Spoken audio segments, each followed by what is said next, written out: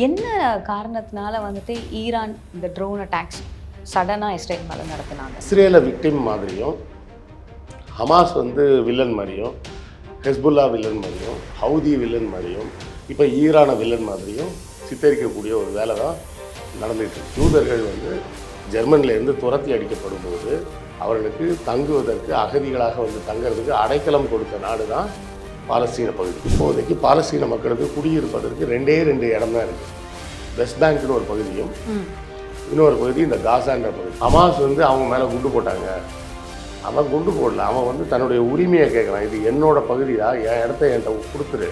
பாலஸ்தீனத்தில் பாலஸ்தீன மக்களே அகதியாக இருக்காங்க. இஸ்ரேலோட வேலை என்னன்னு பார்த்தீங்கன்னா, ஈரான் போன்ற நாடுகளில் இருக்கக்கூடிய ரிட்டையர்டு மிலிட்ரி ஆஃபீஸர்ஸ்லாம் யார் இருக்காங்கன்னு தேடி பிடிச்சி அவங்கள கொல்றது. சிரியாவில் இருக்கக்கூடிய ஈரானோட தூதரகத்தை அடித்து காலி பண்ணிட்டாங்க. அதில் நிறைய பேர் செத்தும் போயிட்டாங்க. ஈரான் வந்து எதிர்த்தாக்குதல் தான் செஞ்சுருக்கிறாங்களே தவிர முன்னாடி ஃபர்ஸ்ட் அட்டெம்ப்ட் அவங்க பண்ணல.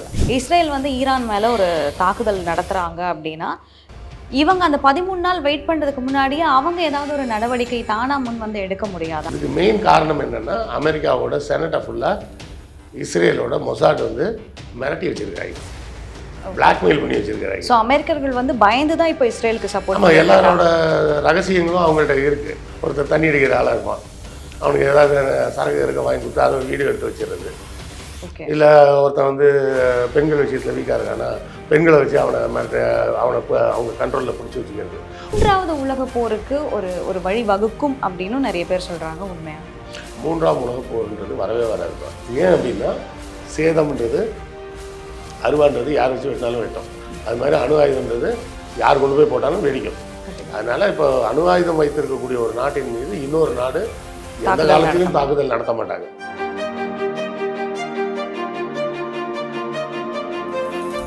வணக்கம் கிருஷ்ணவேல் சார். வணக்கம். எப்படி இருக்கீங்க? நல்லா இருக்கு. சரி, இப்போ ரொம்ப தீவிரமாக போயிட்டுருக்கக்கூடிய இந்த ஈரான் இஸ்ரேல் போர் என்ன காரணத்தினால வந்துட்டு ஈரான் இந்த ட்ரோன் அட்டாக்ஸ் சடனாக இஸ்ரேல் மேலே நடத்தினாங்க? என்ன பிரச்சனை?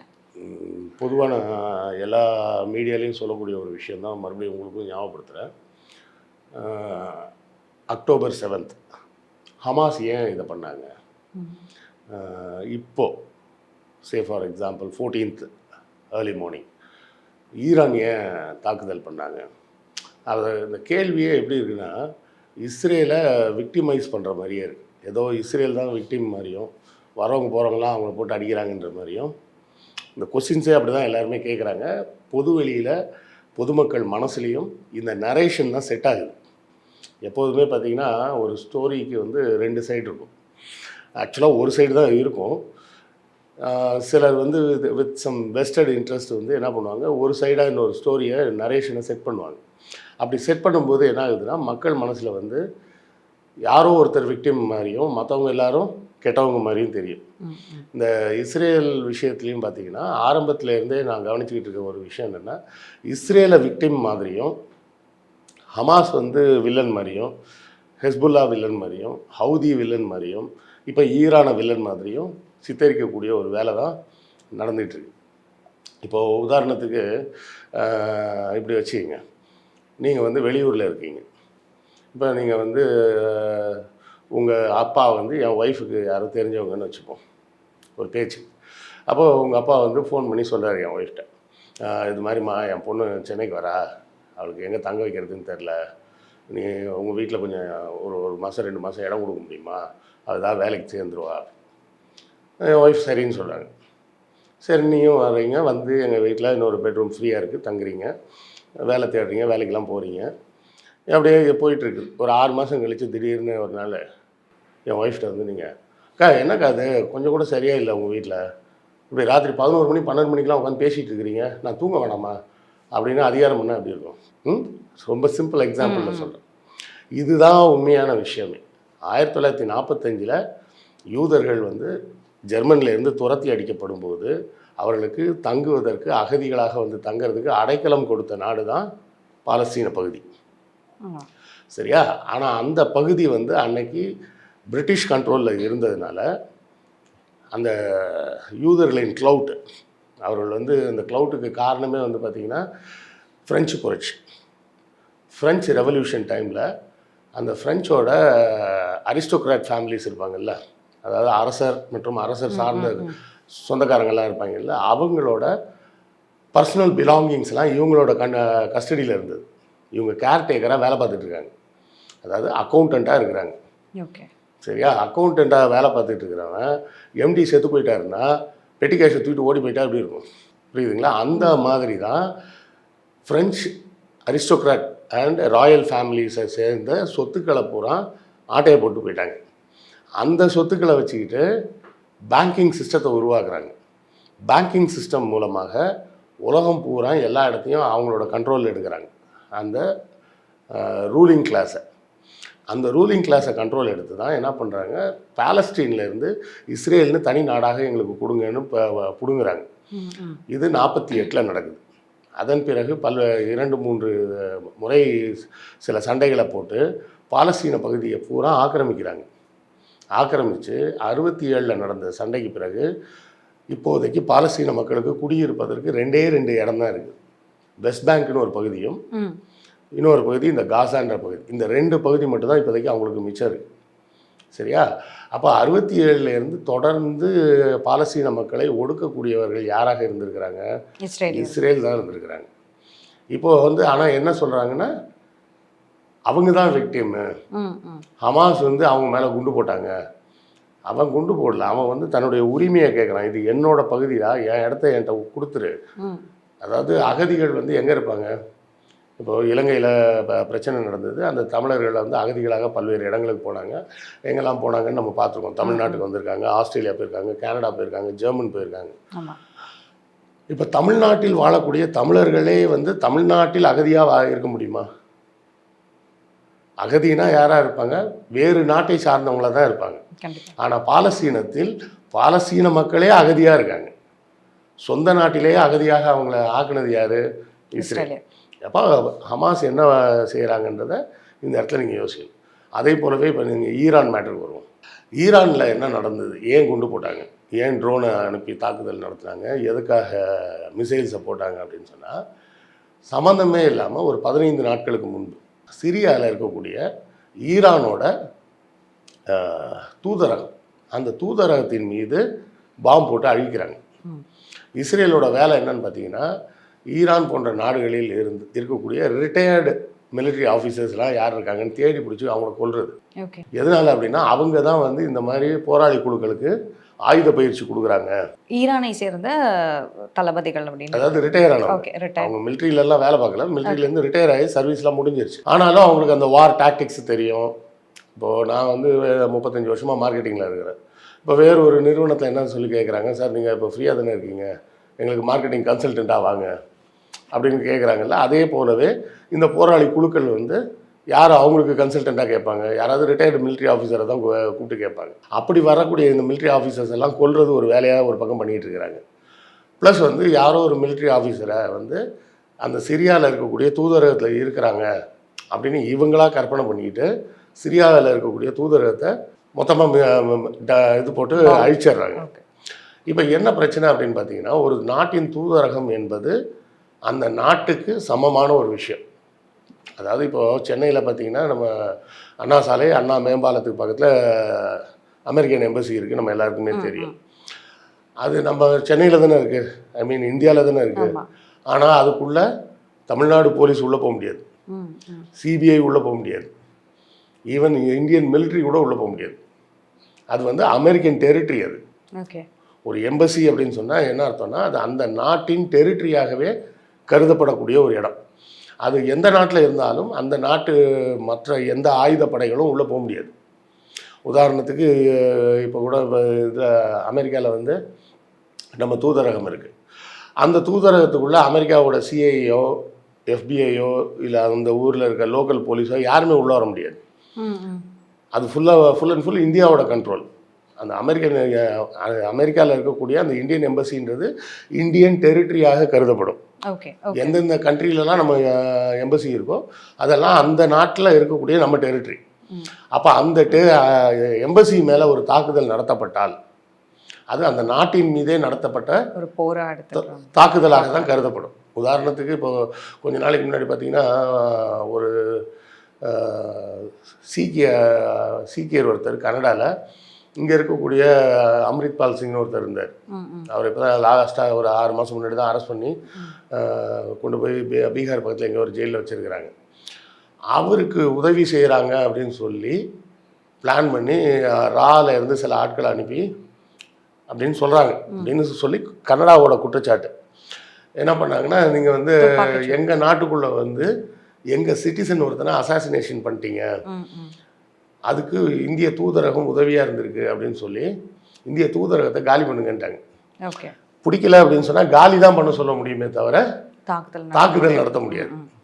அதாவது கனடா அரசாங்கம் வைத்த குற்றச்சாட்டு என்னென்னா, ஒரு கனடியன் சிட்டிசனை எங்கள் நாட்டுக்குள்ளேயே நீங்கள் வந்து அசாசினேஷன் பண்ணுறீங்க, இது வந்து சட்டம் ஒழுங்கு எல்லாத்துக்குமே தாண்டி தீவிரவாத செயல் மாதிரி தான் பார்க்கப்படும். அதனால உங்கள் தூதரகம் அதில் இன்வால்வ்டுன்றாங்க, அது என்னன்னு கண்டுபிடிக்கிற வரை உங்கள் தூதரகத்தை இங்கேருந்து எடுத்துருங்க அப்படின்ட்டாங்க. அவ்வளோதான் செய்யலாம், தூதரகத்துக்கு உள்ளே போய் தாக்குதல் நடத்த முடியாது. ஸோ இங்கே வந்து இஸ்ரேல் செய்தது என்ன அப்படின்னா, சிரியாவில் இருக்கக்கூடிய ஈரானோட தூதரகத்தை அடித்து காலி பண்ணிட்டாங்க. அதில் நிறைய பேர் செத்தும் போயிட்டாங்க. அப்போது ஈரான் என்ன சொல்கிறாங்கன்னா, இது வந்து எங்கள் நாட்டின் மீது நடத்தப்பட்ட ஒரு தாக்குதல், எங்கள் நாட்டின் இறையாண்மைக்கு விடுக்கப்பட்ட ஒரு சவால் அப்படின்னு உடனே கூட அவங்க பதில் தாக்குதல் நடத்தலை. ஐநா சபையில் தான் ரிப்போர்ட் பண்ணுறாங்க. ஏன்னா அதுதான் ப்ராசஸ். ஐநா சபையில் இருக்கக்கூடிய உறுப்பு நாடுகள் ஒருவருக்கு ஒருவர் ஏதாவது தகராறு ஆச்சுன்னா உடனடியாக தாக்கப்பட்ட நாடு ஐநா சபையில் ரிப்போர்ட் பண்ணணும். ரிப்போர்ட் பண்ணாங்கன்னா 2 வீக்ஸ், அதாவது 14 நாட்களுக்கு உள்ளாக ஐநா சபை அதற்கு நடவடிக்கை எடுக்கணும். அப்படி நடவடிக்கை எடுக்கலைன்னா தாக்கப்பட்ட நாடு எதிர் நடவடிக்கை எடுக்கலாம். சரியா? அதனால தான் ஈரான் வந்து போன சனிக்கிழமை வரை வெயிட் பண்ணாங்க. சனிக்கிழமையோட 13 நாள் முடிஞ்சுது. சரியா? 13ஆம் தேதி ஏப்ரல் மாதம் நள்ளிரவு 12 மணியோட அந்த 13 நாள் முடியுது. முடிஞ்ச உடனே 14ஆம் தேதி விடியற் காலையில் 1:30 மணிக்கு நேராக இஸ்ரேல் மீது தாக்குதல் நடத்தியிருக்கிறாங்க. ஸோ இந்த இடத்துல ஈரான் வந்து எதிர்த்தாக்குதல் தான் செஞ்சுருக்கிறாங்களே தவிர முன்னாடி ஃபர்ஸ்ட் அட்டெம்ப்ட் அவங்க பண்ணல. The first blood was not drawn by Iran. First blood was drawn by Israel. Okay. இப்போ யூஎன்னை பொறுத்த வரைக்கும், ஐநாவை பொறுத்த வரைக்கும் ஒரு சில சர்டன் ரூல்ஸ் அண்ட் ரெகுலேஷன்ஸ் இருக்கும் இல்லையா சார்? இப்போ ஒரு நாடு மேலே வந்து நீங்கள் சொன்ன மாதிரி இப்போது இஸ்ரேல் வந்து ஈரான் மேலே ஒரு தாக்குதல் நடத்துகிறாங்க அப்படின்னா, இவங்க அந்த 13 நாள் வெயிட் பண்ணுறதுக்கு முன்னாடியே அவங்க ஏதாவது ஒரு நடவடிக்கை தானா முன் வந்து எடுக்க முடியாதா? அந்த மாதிரி எந்த ஒரு ரூல்ஸ் அண்ட் ரெகுலேஷன் அதான் எடுத்துருக்கணும், அவங்க எடுக்கலை. அதுதான் பிரச்சனையே. ஏன்னா இப்போ என்னென்னா, சில நாடுகள் ஒரு 7 நாடுகளுக்கு பார்த்தீங்கன்னா வீட்டோ பவர்னு ஒன்று இருக்குது. ஓகே. வீட்டோ பவர்னால் இப்போ ஐநா சபையில் வந்து 156 நாடுகள்கிட்ட இருக்கிறாங்க. அதில் ஃபஸ்ட்டு சர்க்கிளில் வந்து ஒரு 15 நாடு இருக்குது. அந்த 15 நாடுகளில் யாரெல்லாம் வருவாங்கன்னு பார்த்தீங்கன்னா, Russia, Britain, German, France, America எல்லாருமே அதில் இருப்பாங்க. இதில் வந்து ஒரு 7 நாடுகளுக்கு வந்து வீட்டோ பவர்னு ஒன்று இருக்குது. அந்த வீட்டோ பவர் என்னென்னா G7 கண்ட்ரிஸ்ன்னு சொல்லுவாங்கல்ல, அந்த 7 நாடுகள் தான். ரஷ்யா, அமெரிக்கா, பிரிட்டன், ஜெர்மன் போன்ற அந்த ஒரு 7 நாடுகளுக்கு மட்டும் வீட்டோ பவர்னு ஒன்று இருக்குது. என்னென்னா, இப்போ ஒரு தீர்மானத்தை கொண்டு வரும்போது இந்த 15 பேரும் ஓட்டு போடுவாங்க. இந்த 15 நாடுகளும் ஓட்டு போடணும். ஓட்டு போடும்போது மெஜாரிட்டி வந்து அந்த தீர்மானத்தை ஆதரித்து வந்ததுன்னா அதை செயல்படுத்துவாங்க, இல்லை மெஜாரிட்டி கிடைக்கலன்னா செயல்படுத்த மாட்டாங்க. ஃபார் எக்ஸாம்பிள், மெஜாரிட்டியே கிடைச்சா கூட இந்த 7 நாடுகளில் யாரோ ஒருத்தர் அதை வேண்டான்னு சொல்லி மறுத்தாங்கன்னா அந்த தீர்மானம் தள்ளுபடி ஆகிடும். அதுதான் வீட்டோ பவர்னு பேர். அதாவது இப்போ உதாரணத்துக்கு வந்து ஒரு இஸ்ரேலுக்கு எதிராக ஒரு தீர்மானம் கொண்டு வராங்க. 13 பேர் வந்து ஓகேன்னு சொல்கிறாங்க, ஆமாம் இது கரெக்டு தான். இது ஏற்கனவே 3 தடவை நடந்தது. இஸ்ரேலுக்கு எதிராக ஐநா சபையில் தீர்மானம் கொண்டு வந்தாங்க. கொண்டு வந்து 13 நாடுகள் ஆதரித்து ஆமாம் இந்த நடவடிக்கை எடுக்கணும் இஸ்ரேலுக்கு எதிராக அப்படின்னு ஓட்டு போடுறாங்க. மிச்சம் இருக்கிற 2 நாடு யாருன்னா பிரிட்டனும் அமெரிக்காவும். பிரிட்டன் என்ன பண்ணுது, ஆப்சன்டிசம், நாங்கள் ஓட்டு போடலை அப்படின்னு சொல்லிட்டு போயிடுறாங்க. அமெரிக்கா என்ன பண்ணுது, தன்னுடைய வீட்டோ பவரை யூஸ் பண்ணி இந்த தீர்மானத்தை கேன்சல் பண்ணிடுது. ஸோ அதனால் தொடர்ந்து ஐநாவால் எந்த நடவடிக்கையும் எடுக்க முடியல. இது ஒரு முறை 2 முறை இல்லை, 5 முறை நடந்திருக்கு கடந்த அக்டோபர்லேருந்து இப்போ இருக்க ஏப்ரல் வரை. இந்த 6 மாதங்களில் 7 மாதம் இப்போ போயிட்டுருக்கோம். இந்த 7 மாதங்களில் சுமார் 5 முறை ஐநா சபை இஸ்ரேலுக்கு எதிராக தீர்மானங்களை கொண்டு வந்து அமெரிக்கா தன்னுடைய வீட்டோ பவரை யூஸ் பண்ணி கேன்சல் பண்ணி விட்டாங்க. இதுக்கு மெயின் காரணம் என்னென்னா, அமெரிக்காவோட செனட்டை ஃபுல்லாக இஸ்ரேலோட மொசாட் வந்து மிரட்டி வச்சுருக்காங்க. பிளாக்மெயில் பண்ணி வச்சிருக்காங்க. ஸோ அமெரிக்கர்கள் வந்து பயந்து தான் இப்போ இஸ்ரேலுக்கு சப்போர்ட் ஆமாம், எல்லாரோட ரகசியங்களும் அவங்கள்ட்ட இருக்குது. ஓகே. யாரும் வெளியே வாயை திறக்க முடியாமல் உட்காந்துருக்குறாங்க. உதாரணத்துக்கு நமக்கு பில் கிளின்டனை பற்றி கேள்விப்பட்டிருப்போம். பில் கிளின்டன் மீது மோனிகா லெவின்ஸ்கி வந்து பாலியல் குற்றச்சாட்டை சொன்னாங்க. எப்போ சொல்கிறாங்க? அது நடந்து 10 ஆண்டுகள் கழித்து சொல்கிறாங்க. சரியா? அப்போ வந்து இந்த மீட்டு இதெல்லாம் எதுவும் கிடையாது. ஆனால் அந்த 10 ஆண்டுகள் கழித்து அவங்க அந்த குற்றச்சாட்டை வைக்கும்போது என்ன சொல்கிறாங்க? என்னிடம் அவரது டிஎன்ஏ சாம்பிள்ஸோடு இருக்கக்கூடிய உள்ளாடை நான் பத்திரமா வச்சுருக்கேன்றாங்க. 10 வருஷமாக ஏன் பத்திரமா வச்சுருக்கணும்? ஸோ இது வந்து 10 வருஷத்துக்கு முன்னாடியே போட்ட ஒரு பிளான் அது. ஓகே. இவங்க என்ன பண்ணுவாங்கன்னா, யுஎஸ் செனட்டில் முதல் தடவை கேட்டு எங்களுக்கு ஒரு நிவாரண உதவி கொடுங்கன்னு கேட்குறாங்கல்ல.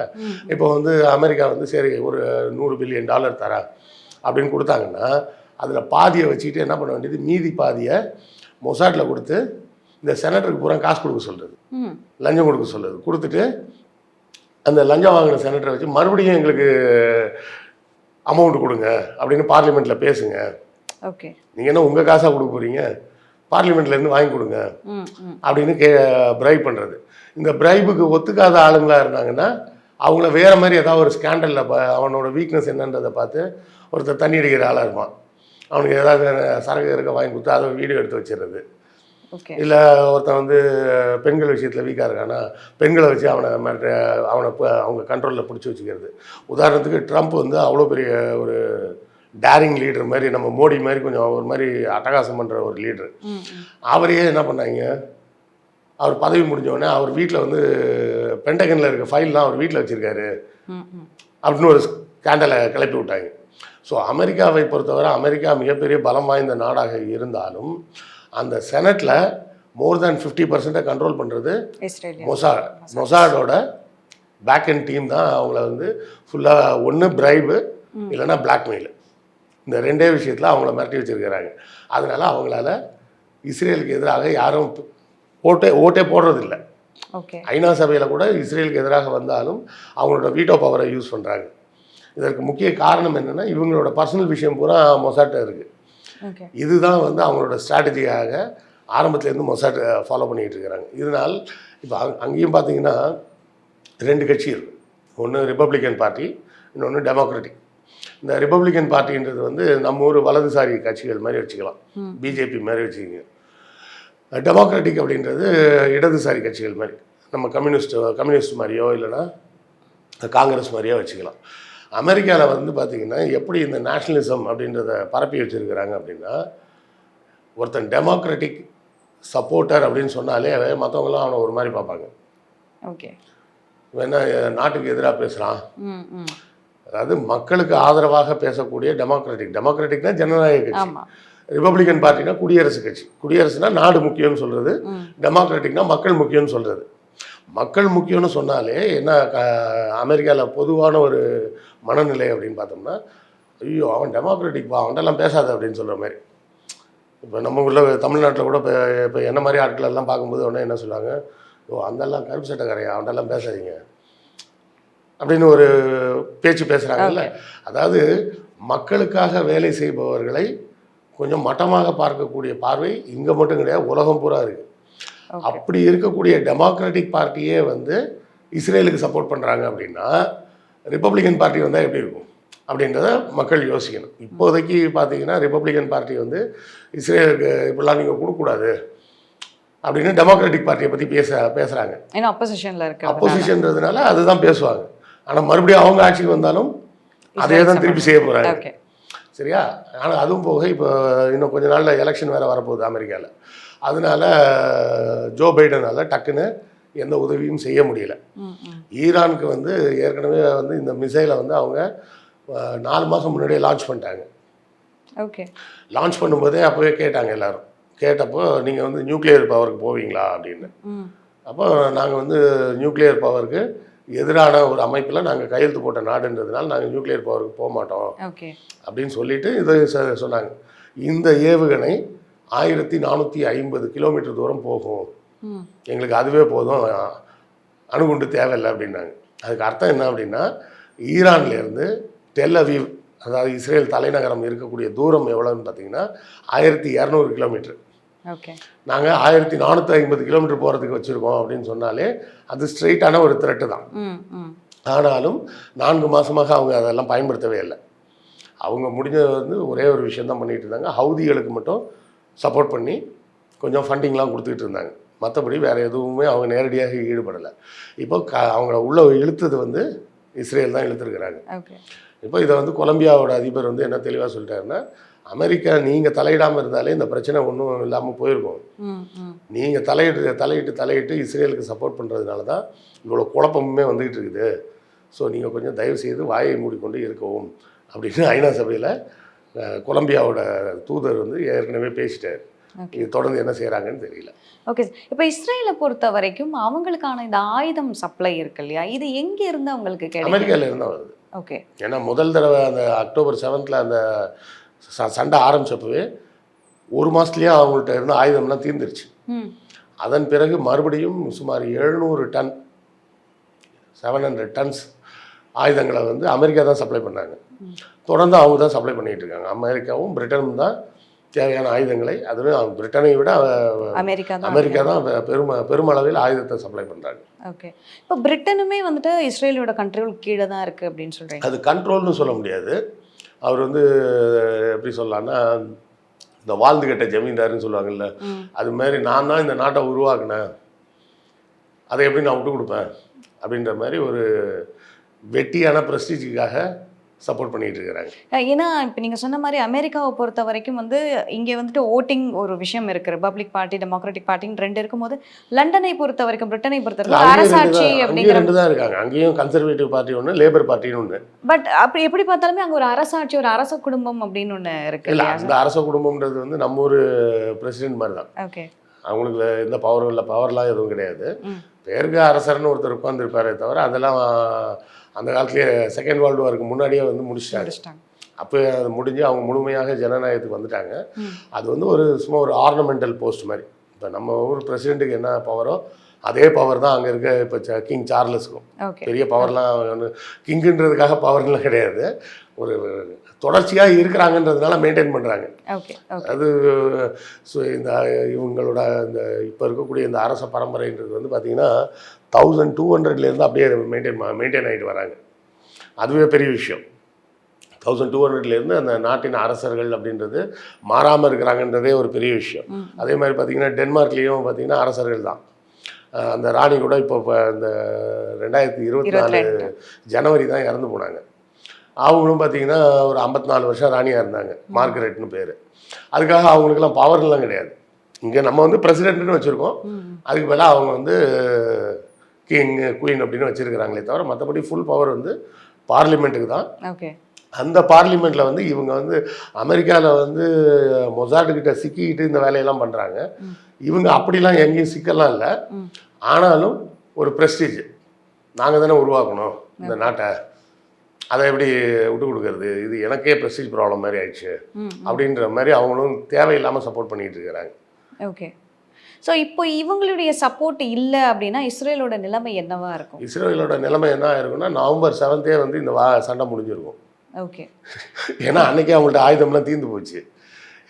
இப்போவும் பார்த்தீங்கன்னா October, November, December, John, Feb, March, April 7 months ஆயிடுச்சு. இந்த 7 மாதத்தில் இதுவரை ஹமாஸுக்கு எதிராக 1 இன்ச்சு கூட இஸ்ரேல் முன்னேறவே இல்லை. இந்த 139 டீடைனிஸ் இருக்காங்களே, அந்த அகதிகளாக பிடிச்சி வச்சுருக்காங்களே, அதில் ஒருத்தரை கூட இவங்களால மீட்க முடியல. இஸ்ரேலில் இப்போதைக்கு என்ன பிரச்சனை அப்படின்னா, நெதன்யாஹு வந்து இந்த சண்டையை நிப்பாட்டினார்னா அவங்க மக்கள் மத்தியில் அவர் தோற்று போனதாக கருதப்படுவார். ஓகே. அவரால் மீட்க முடியல. சண்டை போட்டு அகதிகளை மீட்டுட்டார் அப்படின்னு சொன்னால் வெற்றி வீரர் அப்படின்னு சொல்லிடலாம். இப்போ ஏற்கனவே அவருக்கு சப்போர்ட்லாம் குறைஞ்சிருச்சு. 7 மாதமாயும் ஒன்றும் உங்களால் பண்ண முடியல. அதாவது ஒரு பக்கத்து நாடோட சண்டை அப்படின்னு சொன்னால் கூட பரவாயில்ல. சண்டை வந்து ஒரு சின்ன போராளி குழு கூட தான் சண்டை.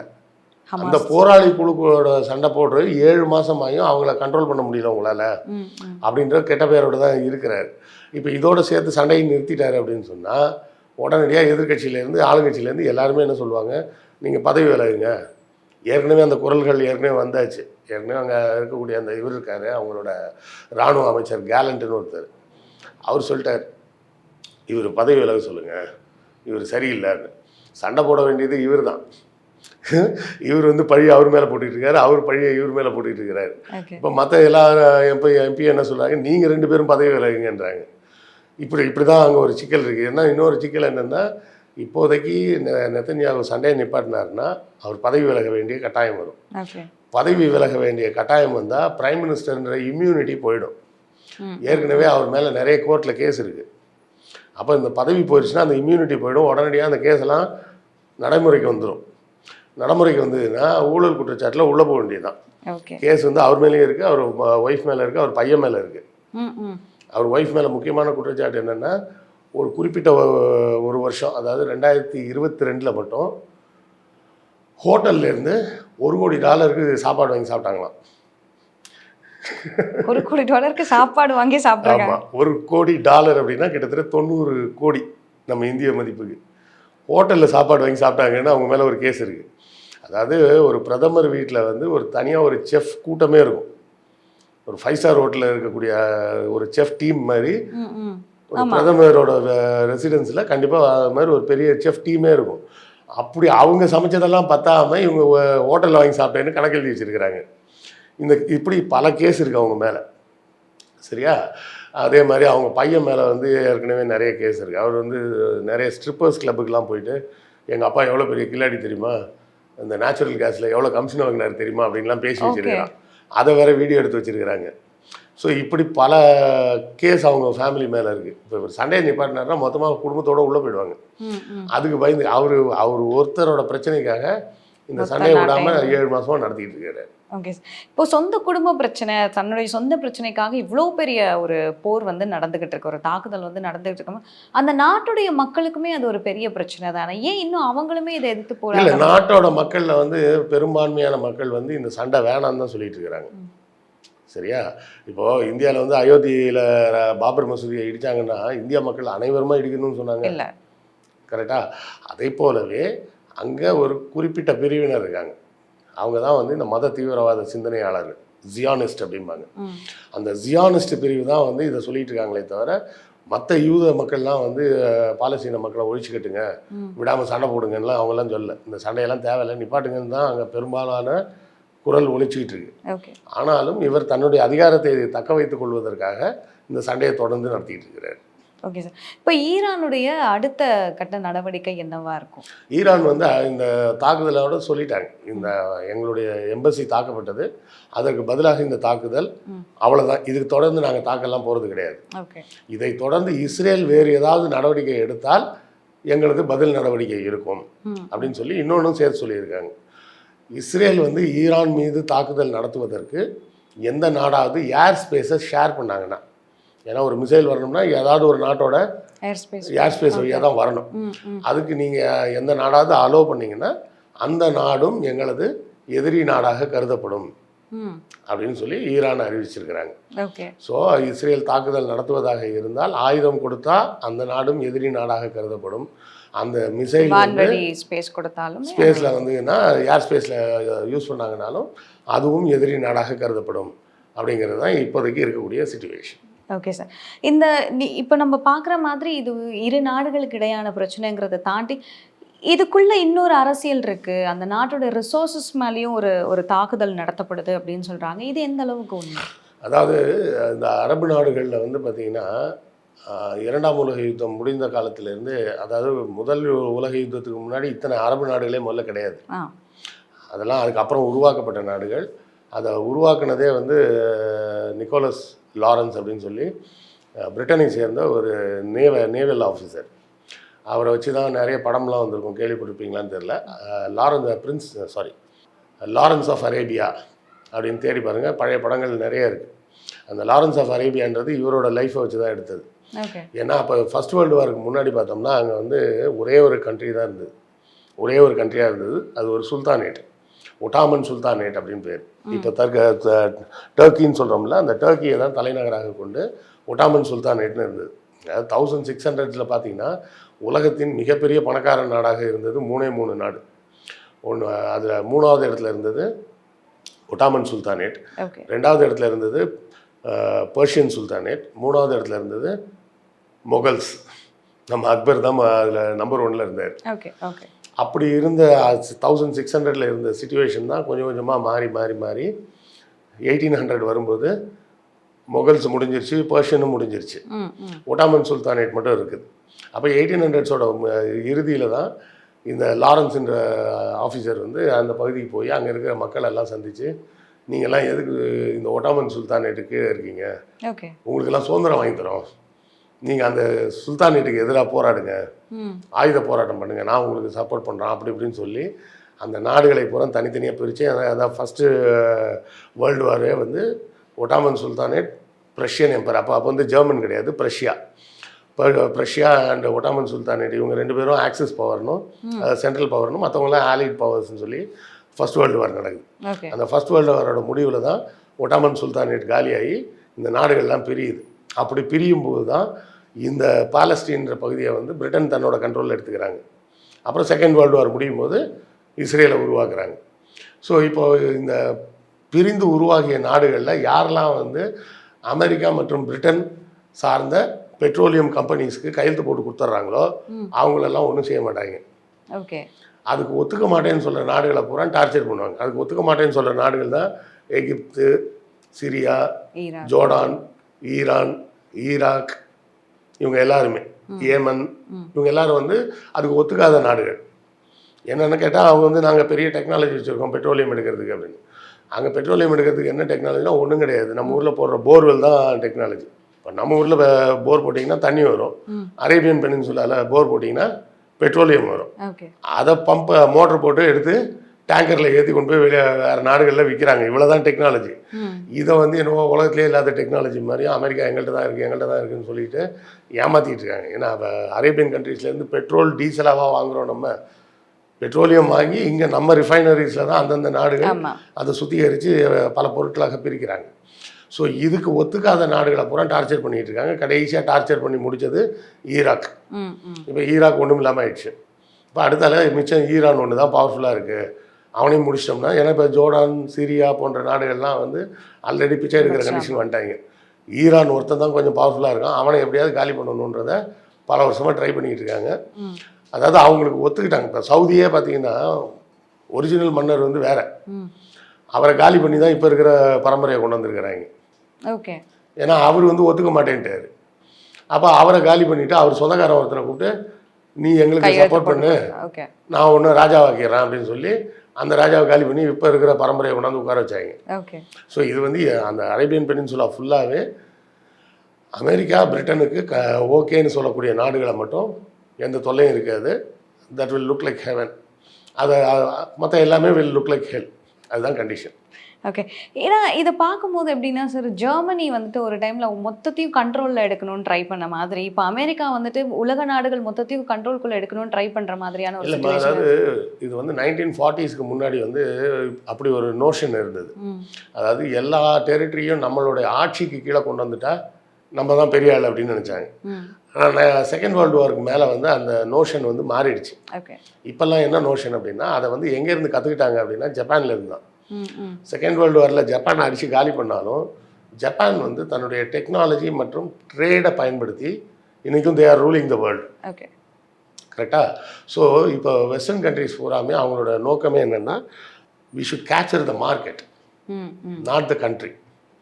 ஒரு நாட்டை கைப்பற்றுவது தேவையில்லாத வேலை, தேவையில்லாத வேலை. அது போய் அந்த அட்மினிஸ்ட்ரேஷனை பார்க்கணும், வரி வசூலாச்சா பார்க்கணும், வரி கொடுத்தானா கொடுக்கலையா, இவ்வளோ தலைவலி இருக்குது. அதை அந்த ஊருக்காரனே பார்த்துட்டு போகிறோம். மார்க்கெட்டை மட்டும் கேப்சர் பண்ணால் போதும். அந்த மார்க்கெட்டை கேப்சர் பண்ணிட்டாலே அங்கேருந்து வரக்கூடிய லாபம் நமக்கு வந்து சேர்ந்துடும். ஸோ மார்க்கெட் கேப்சரிங் அப்படிங்கிறது அந்த கண்ட்ரியோட ப்ராடக்ட்ஸை வந்து உள்ளே எடுத்துகிட்டு போய் ட்ரேட் பண்ணுறது. ஆமாம். அதாவது அவங்க ப்ராடக்டை கொண்டாந்து இங்கே விற்கிறது. இப்போது நம்மக்கிட்ட சர்ப்ளஸாக இருக்குது அப்படின்னு சொன்னால் நாம் இதை கொண்டு போய் பல நாடுகளுக்கு விற்றோம்னா அந்த நாட்டு பணம் நமக்கு வரும். ஸோ இப்போ அமெரிக்கா என்ன பண்ணுது, அவங்கக்கிட்ட இருக்க சர்ப்ளஸை பூரா கொண்டாந்து வேறு நாடுகளில் விற்கணும் அப்படின்னு பிளான் பண்ணுறாங்க. அப்போ அது அந்த மார்க்கெட்டை கேப்சர் பண்ணுறது தான் அவங்களோட நோக்கமே தவிர நாடுகளை கேப்சர் பண்ணுறது அவங்களுடைய நோக்கம் கிடையாது. இப்போ ஈராக் மேலே போய் அவ்வளோ பெரிய தாக்குதல் பண்ணாங்களே, சதாம் ஹுசேன் தூக்கிலெல்லாம் போட்டாங்க. ஆனால் ஈராக்கை வந்து அமெரிக்கா தன்னோட கண்ட்ரோலில் எடுத்துக்கலையே. கரெக்டாக? அமெரிக்கா வந்து ஈராக்கை தன்னுடைய கண்ட்ரோலில் எடுக்கலைன்றது மட்டும் இல்லை, பெரிய ஒரு ரொம்ப நல்ல மாதிரி ஒரு வேலை பண்ணாங்க. பாக்தாத் மியூசியத்தை சார்ந்த எந்த ஆன்டிக்விட்டிஸாக இருந்தாலும் யாரும் வாங்குனீங்கன்னா அது சட்டப்படி தப்பு அப்படின்னு சொல்லி அமெரிக்காவில் சட்டம் போட்டாங்க. ஓகே. ஏன்னா அந்த வார் டைமில் வந்து பாக்தாதில் இருந்த ஒரு பழமையான மியூசியம், அங்கேருந்து சுமார் ஒரு 50,000 ஆர்டிஃபேக்ட்ஸ், ம். பழமையான பொருட்கள்லாம் திருடு போயிடுச்சு. யார் எடுத்துகிட்டு போனாங்க, எங்கே எடுத்துகிட்டு போனாங்கன்னே தெரியாது. ஒரு சில பொருட்கள்லாம் பார்த்தீங்கன்னா 5000 ஆண்டுகள் பழமையான ஆன்டிக்விட்டிஸ்லாம் இருக்குது. இந்த சுமேரிய நாகரிகம்லாம் சொல்கிறாங்களே, அந்த காலத்தை சேர்ந்தது. ஓகே. அதெல்லாம் வந்து அமெரிக்காவில் யாரோட பொசிஷனில் இருந்தாலும் அது சட்டப்படி தப்புன்னுலாம் சட்டம் போட்டாங்க. ம். ம். ஏன்னா அவங்களோட நோக்கம் வந்து ஈராக்கை பிடிக்கிறது இல்லை, ஈராக்கோட இண்டிபெண்டன்சியை காலி பண்ணி அந்த மார்க்கெட்டை கேப்சர் பண்ணணும். ஓகே. இப்போ அடுத்தால ஈரானுக்கு அந்த டார்கெட்டை வச்சிருக்கிறாங்க. ஓகே. அது என்ன நடக்குதுன்றது தொடர்ந்து நம்ம பார்க்கணும். ஓகே. ஸோ நீங்கள் சொல்கிற மாதிரி இப்போ வெயிட் பண்ணி தான் பார்க்கணும். எந்த நாடு எந்த நாட்டோட மார்க்கெட்டை வந்து பிடிக்க போகிறாங்க அப்படிங்கிறது. ஸோ அதை வச்சு தான் யார் லீடிங்கில் இருக்காங்க அப்படிங்கிறது. ஸோ அதுக்காக ஒரு பெரிய தாக்குதலே உலக நாடுகள் மேலே நடந்துக்கிட்டு இருக்கிற இந்த டைமில் வந்துட்டு இது 3வது உலக போருக்கு ஒரு வழி வகுக்கும் அப்படின்னு நிறைய பேர் சொல்கிறாங்க. உண்மையா? 3ஆம் உலகப் போர்ன்றது வரவே வராதுமா. ஓகே. ஏன்னா இப்போவே பார்த்தீங்கன்னா எங்கெல்லாம் அணு ஆயுதம் எந்த நாட்டிலலாம் இருக்கோ அந்த நாட்டின் மீது எந்த நாடுமே தாக்குதல் நடத்தாது. இப்போ நம்மக்கிட்ட வந்து அணு ஆயுதம் இருக்குது, அமெரிக்காட்டையும் அணு ஆயுதம் இருக்குது, ரஷ்யாட்டையும் அணு ஆயுதம் இருக்குது, சைனாலையும் இருக்குன்றாலும் அந்த நாடெலாம் யாருமே நம்ம நாட்டு மேலே தாக்குதல் நடத்த மாட்டாங்க. ஏன் அப்படின்னா சேதம்ன்றது, அருவான்றது யார் வச்சு வெட்டினாலும் வெட்டும். அது மாதிரி அணு ஆயுதம்ன்றது யார் கொண்டு போய் போட்டாலும் வெடிக்கும். அதனால் இப்போ அணு ஆயுதம் வைத்திருக்கக்கூடிய ஒரு நாட்டின் மீது இன்னொரு நாடு எந்த காலத்திலும் தாக்குதல் நடத்த மாட்டாங்க. அப்படி இருக்கும்போது 3ஆம் உலக யுத்தம் என்பது வரவே வராது. ஏன்னா வந்துச்சுன்னா நம்மக்கிட்ட இருக்க ஆயுதத்தை வைத்து இந்த உலகத்தை 50 தடவை அழிக்கலாம். ஓகே. அவ்வளோ ஆயுதம் இருக்குது. அதனால யாருமே அந்த டெசிஷன் எடுக்க மாட்டாங்க. ஓகே. ஸோ இன்னைக்கு நிகழ்ச்சியில் கலந்துக்கிட்டு நிறைய விஷயங்களை ஷேர் பண்ணிக்கிட்டீங்க. நன்றி கிருஷ்ணவேல் சார். நன்றி.